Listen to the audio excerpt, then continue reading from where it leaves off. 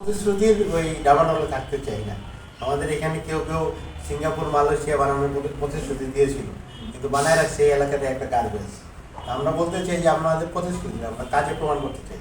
গণ অভ্যুত্থানেও আমরা কাজে প্রমাণ করেছি যে আমরা ইয়াং জেনারেশন ঐক্যবদ্ধ হলে কী পারি। গণ অভ্যুত্থানে এটা আমরা প্রমাণ করেছি। আমরা আশাবাদী যে বাংলাদেশের মানুষ ঐক্যবদ্ধ হয়েছে, কাজে প্রমাণ হবে। এই জায়গায় হচ্ছে আমি একটু বলবো, যেহেতু আপনি কোশ্চেনটা করে ফেলেছেন, যে মনে করেন কোনো কোনো প্রার্থী বলতেছে যে আমি সন্ত্রাস চাঁদাবাজি চাই না, কিন্তু ওনার আশেপাশে হচ্ছে সন্ত্রাসী চাঁদাবাজি। খুবই স্বাভাবিক উনি তাদেরকে প্রোটেকশন দিয়ে যদি বলেন যে সন্ত্রাস চাঁদাবাজি চাই না, এটা তো আর সম্ভব না।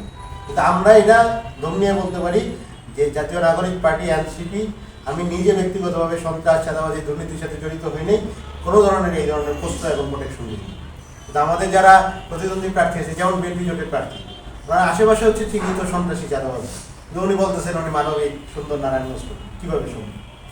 তো এটা তো মানে কথার সাথে কাজের মিল থাকতে হবে। তো জনগণ এটা দেখছে যে আমরা যারা 11 দলীয় জোটের আছি তাদের কথার সাথে কাজের মিল আছে।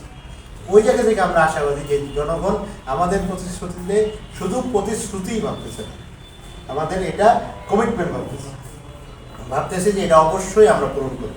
আর ওনাদেরটা হচ্ছে লোক দেখানো প্রতিশ্রুতি ভাবতেছে। এই পার্থক্যটা ইনশাল্লাহ ভোটের মাধ্যমে হবে। এটা আমরা 17 বছর পরে আমরা সুযোগ পেয়েছি ভোটাধিকার প্রয়োগ করার।